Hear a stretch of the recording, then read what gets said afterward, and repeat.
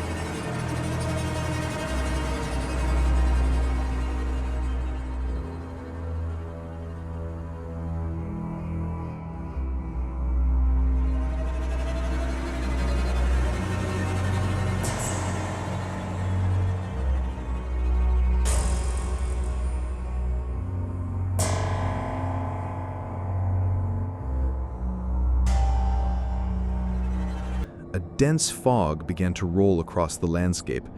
Our headlights struggled to slice through the thickening white blanket. Mark suggested a shortcut, a lesser-known logging road that cut through the woods and promised to shave off an hour from our trip. Hesitant but trusting, I turned off the main highway. The road was uneven, gravel crunching under our tires, flanked by towering pines that loomed over us like silent sentinels. The deeper we drove, the thicker the fog became, enveloping the car in a ghostly embrace. Leela grew quiet. Her earlier vivacity was replaced by a tense silence. She stared out the window, her brow furrowed as if listening to something beyond our hearing. Mark whispered to her occasionally, his voice too low for us to catch any words. The atmosphere inside the car shifted. The air turned cold and an uncomfortable feeling settled over us. Jenna gripped my hand tighter. The radio, which had been playing softly in the background, began to crackle with static. Between bursts of harsh white noise, a faint whispering emerged, as if someone was speaking just out of the range of clarity. I glanced in the rearview mirror to ask Mark and Leela if they knew what might be causing the interference, but my heart nearly stopped when I saw the back seat was empty. Not just empty of Mark and Leela, but devoid of any sign they had ever been there. No backpacks, no water bottles, nothing. Jenna? Where did they go? I stuttered, my voice barely above a whisper. She turned to look, her face paling as she took in the empty seat. I don't know. They were just there. The whispering from the radio grew louder, now clearly distinguishable as voices, not just any voices, Mark and Leela's. They were calling out to us, their tones twisted into something chilling, almost mocking. The hairs on the back of my neck stood up as they said our names, urging us to come find them. Panic surged through me. I floored the accelerator, desperate to put as much distance between us and whatever this nightmare was. The fog outside seemed to thicken in response, swirling around the car as if it was trying to slow us down. Suddenly, Jenna screamed, pointing ahead. Two figures stood in the middle of the road, illuminated by our headlights through the dense fog. It was Mark and Leela, or at least their shapes. But something was horribly wrong. Their eyes glowed with an unnatural light, and their smiles were too wide. The corners of their mouths stretched too far up their cheeks. I slammed on the brakes, the car screeching to a halt just feet away from them. The radio fell silent as we faced the figures in the road. They didn't move, didn't blink, just stared at us with those terrifying smiles. "What do you want?" I managed to choke out, my voice trembling with fear. Their smiles faded, replaced with expressions of mock sadness. "You didn't stay with us," Leela's figure said, her voice a distorted echo of her earlier cheerful tone. "You left us behind," Mark's figure added, stepping closer to the car. The fog seemed to move with him, curling around his legs as if he were part of it. "We just wanted to share this place with you," Leela's figure said, moving forward to join Mark. "Now you're a part of it forever." Before I could react, the figures vanished, melting into the fog as if they had never been there. I stared out into the night, my breath coming in short, sharp gasps. Jenna and I exchanged a look of sheer terror. Without a word, I threw the car into reverse, turning us around and speeding back toward the highway. The drive back was silent, both of us too shaken to speak. Every shadow in the fog looked like a figure waiting to emerge, and every whisper of wind sounded like a voice calling out. When we finally reached home, the sun was beginning to rise, casting weak light over a world that felt entirely different than it had the day before. We didn't talk about what happened, not wanting to make it any more real than it already was. But the memory of that night, the voices, the figures, their final words, lingered long after. Days turned into weeks, and although life slowly returned to normal, the experience stayed with us. Sometimes in the quiet moments before sleep, I'd hear whispers, faint and distant, like an echo of that night. Jenna and I never went on another night drive after that, and we avoided talking about Mark and Leela as if mentioning them might bring them back into our lives. But the road, once a place of freedom and escape, now felt like a trap, a reminder that some things are better left undiscovered.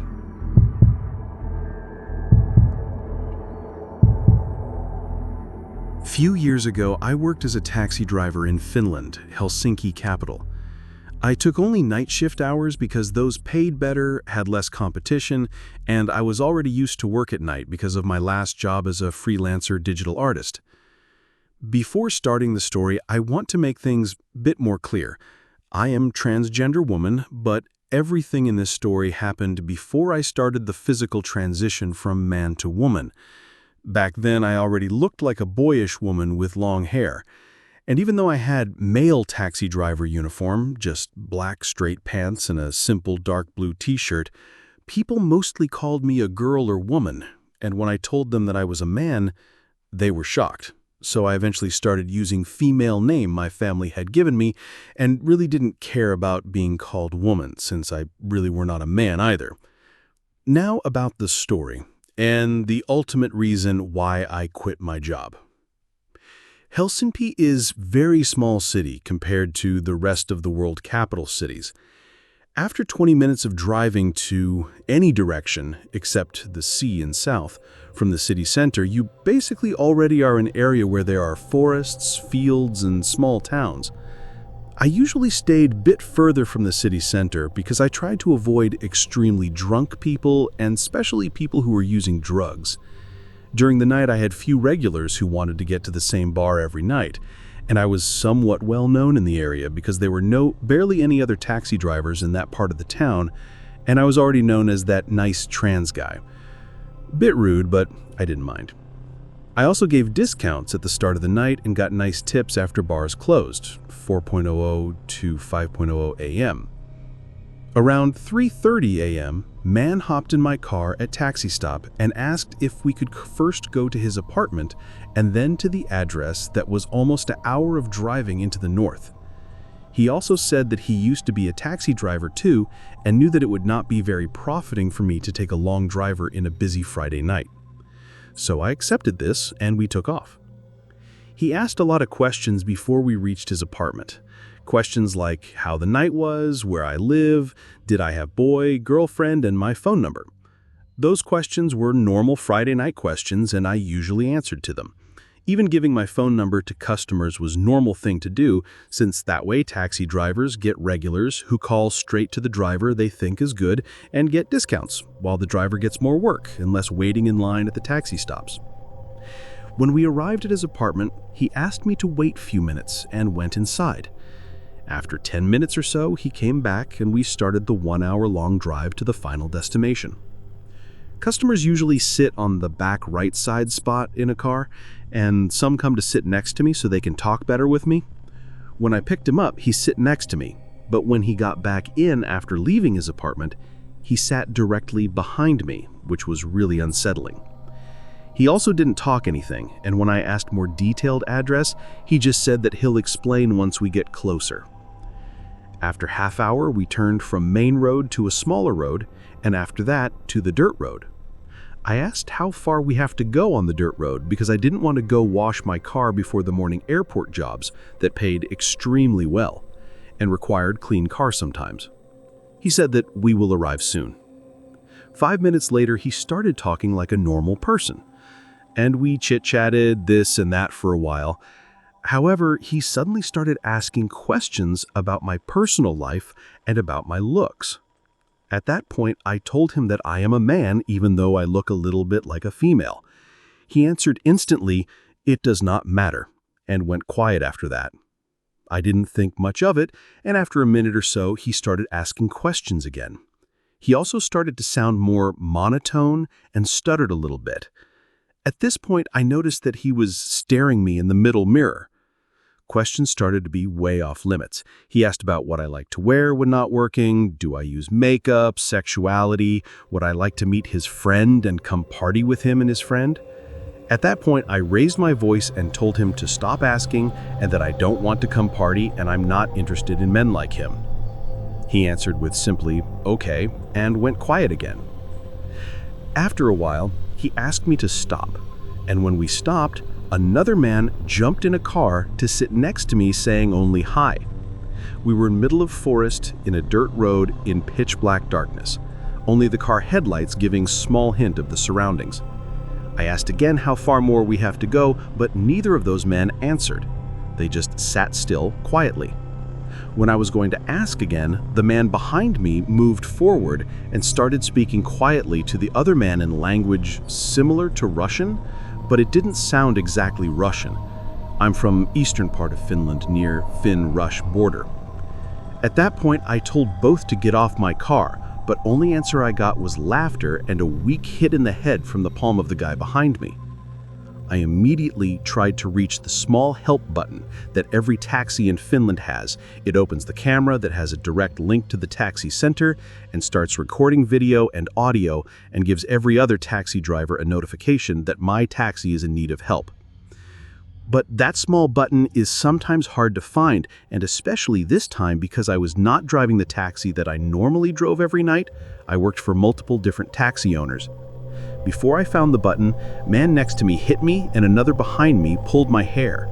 I managed to open the door, fell off the taxi headfirst, and kicked the man next to me in the head while falling. Both got out of the car and started dragging me middle of the road, front of the car. This whole time both were silent and clearly had decided ahead of time what to do to me. The man who sit behind me in the taxi hold down my shoulder with his knee while I was laying on my back and took out a handgun while another guy pulled down my pants and tried to pry open my legs. At that point I yelled, "I pressed the help button and camera took a picture of you both. Police knows my location and is coming." Even though in reality I did not manage to press the button. Both stopped for a second and I took my chance and kicked as hard as I could, second guy in the stomach or groin. He fell down holding his stomach, and the other guy pressed the gun on my forehead. At that point, my phone started ringing, and the guy who I kicked started running into the forest while cursing in Finnish. The guy with the gun just stared at me for a while. Phone ringing stopped, but started again after a few seconds. After that, the guy with the gun got up and ran into the forest too, without saying anything. I was laying on the ground sobbing and answered the phone. On the phone, first words were, "Hey, are you close by? Burp, I need to get back home." One of my regular customers just tried to reach me via phone. I started crying loudly, thanked him multiple times, and asked if he can talk with me for a while about his day while I drive back. He ended up to talk with me almost the whole 1-hour drive back. That guy in the phone 100% saved me. And during the last few weeks before quitting my job, I drove him for free almost every night to the bar and back home. Some more info about the situation. In Finland, handguns are rare, and carrying one is a serious crime. You need to specify to the police what kind of gun and when you will be moving it from place A to place B, and it has to be in a bag designed for carrying the gun. But during my time as a taxi driver, I already had 2 other cases when someone had pointed a gun at me, and one when someone had suggested that he got a gun and he should get a free taxi. And I've been multiple times in situations where someone have pinned me down and hold or point a finish knife or dagger at me. I've been stabbed once also, and sliced multiple times with finish knife or dagger. That's why I fought back and didn't stop struggling when I got hit in the head in the taxi. I have also been twice in a similar situation before, where someone have tried to rape me with the help of a weapon or drugs and violence. Why I didn't mention about calling the police? Well, after calling them multiple times and getting the same "I don't care" look and attitude towards the situation, I've stopped believing in our police. Should I have called? Absolutely I should have. But back then, I just wanted to go to bed and forget what happened. Nowadays, I still avoid men, unless I am with friends who happen to be men too, since I've never managed to get girlfriends because of how shy I used to be because of my struggle with my identity. And the only man I can trust is my boyfriend. I have many other stories from my taxi driver days. Some are scary and some are hilarious. Let me know if you want to hear more. Also, sorry for my English, it's not my native language.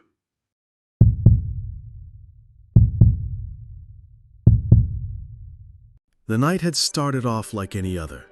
A calm, cool evening with an inviting breeze and the scent of summer in the air. A beat-up old Honda broke the quiet of the night with the roar of its engine as it practically flew down an old country road. Inside, 2 friends could be heard laughing and chatting as they drove.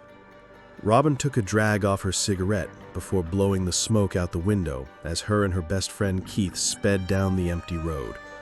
The roads were dark, with the only light coming from the moon and the occasional passing headlights. The best friends laughed and chatted without a care in the world, passing a cigarette back and forth as the car picked up speed. The 2 had no destination in mind, merely looking for a way to escape from life for a bit. Robin had one arm resting on the car window and the other on the wheel, while Keith watched the road ahead disappear underneath the car. The 2 had been driving for a while, and the bright suburban streets alongside the car had been replaced with rows of towering trees. Thinking nothing of it, the 2 continued on driving and joking as they had been. That was until they noticed the fog. It snaked down the road in willowy gusts of white smoke, quickly engulfing the car and hiding the road and surrounding tree line from view. "Jesus, I can't see shit," Robin said, squinting as she tried to make out anything through the thick smog. "Yeah, it's like pea soup out there," Keith remarked unhelpfully. "Maybe we should turn back." "Not now, I can't turn around in this," Robin said, putting out the cigarette and tossing it out the window before rolling it up to keep the fog at bay. "Hey, I was gonna finish that," Keith whined. "And put more smoke in my face? I don't think so," Robin said, smirking playfully. Finally, the fog cleared up, and the winding country revealed itself once more. Robin let out a sigh of relief at the return of her visibility, but immediately felt unnerved when she realized she no longer recognized her surroundings. Since driving around the country was somewhat of a hobby of hers, the complete lack of recognition was an unfamiliar feeling. She shared a glance with Keith, who seemed to share in her discomfort. His body was tense, his eyes glued to the passing scenery outside the window of the car. Suddenly, a dark shape leapt from the shadows of the tree line and into the brightness of Robin's headlights. It moved with the speed and agility of a wild animal, but had an almost human appearance. "Shit!" Robin exclaimed as she slammed on the brake in a last-ditch effort to avoid the figure. Keith let out a shriek as he too noticed the incoming form. The shadow was illuminated for mere moments before it collided with the oncoming vehicle, revealing its long, gangly limbs and unnatural shape. The pair lurched forwards with the force of the crash as the hood of the car met flesh and bone, a sickening crunch ringing out with the screech of bending metal. The silence that followed was deafening, with the only noise coming from the pair's labored breathing. Are you okay, Rob?" Keith asked, his voice quivering despite his attempts to keep it steady. Yeah, I think so." Her hands held the wheel in a death grip, knuckles turning white from the lack of circulation. They sat in shock for a minute before Keith posed the question that had been hanging over them. What was that?" Silence fell over them once more, before Robin merely shook her head and got out of the car. Keith followed suit, but hovered by the passenger door as Robin made her way to the hood. Fortunately, the car hadn't been damaged too badly, but the hood had still sustained some serious denting, and one of the headlights was looking rather worse for wear.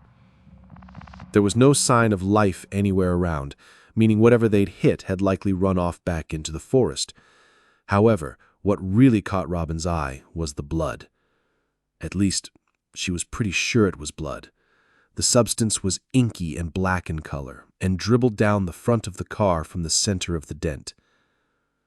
"Is it dead?" Keith called nervously, still sticking as close to the open door as possible. "It's gone," Robin replied, as she crouched down to investigate the mysterious substance. "It probably ran off." Her eyes drifted to the tree line, watching the pitch-black shadows and wondering what else they could be hiding. "Is the car okay?" Robin couldn't help but snort at that. "If by okay you mean drivable, then yes." Keith relaxed a bit at this news, yet he still remained tense. "What the hell was that?" he asked again, his voice smaller and more frayed now that he was outside. The once refreshing breeze now felt like cold breath against his skin, and the all-encompassing darkness seemed to shift and dance in the corners of his vision. Robin stood up and shook off her jitters before looking up at her frightened friend. "It was probably just a deer," she said, not believing her own words as they left her mouth. In all honesty, she was just as terrified as Keith, but she still needed to drive them home and couldn't afford to panic. "A deer?" Keith exclaimed in disbelief. "What kind of deer looks like that?" Robin shrugged and began walking back around her car. "Look, let's just get home, okay? We can speculate when we get out of wherever this is." Her voice was calm and steady, and she refused to let the rising fear in her body take control. Keith nodded agreeably at this, quickly scrambling back in his seat and slamming the door. Robin turned the key in the ignition and the car roared back to life, much to the relief of them both. She swiftly pulled a U-turn and started back down the road they had come from, her eyes glued ahead. They drove in silence for a bit, but neither could shake the overwhelming feeling of dread pooling in their stomachs. Keith looked away from the passing road and glanced in the rearview mirror before his whole body stiffened and his face paled in terror. "Robin," he whispered, his voice barely audible. "It's here. It's in the back seat." Robin felt her heart leap into her throat at these words. Her eyes quickly darted to the mirror, and she was met with the distorted face of the thing she had hit. It wasn't human, it wasn't an animal, it was unlike any creature she had ever seen. Pale, sagging skin covered with bulging veins lay over unnaturally sunken ockets and cheeks as it grinned with an open mouth of decaying yellow teeth. From its mouth dripped the same black liquid Robin had found on the hood of the car. Its limbs were impossibly long for its body, and it was practically folded in on itself in the small back seat. Worst off were its eyes. piercing, bloodshot yellow and staring right at her. Before she could even react, the creature reached over with lightning speed and grabbed the steering wheel. It yanked the wheel to the side with such unhuman strength, it was a miracle it didn't come straight off. The car swerved off the road and towards the shadow-filled tree line at an alarming speed. Robin and Keith screamed and squeezed their eyes shut, bracing for impact. But it never came. The shadows from the woods simply engulfed the car, surrounding them like the fog had previously, and swallowing them whole. Thanks for listening. Subscribe, and see you on Friday.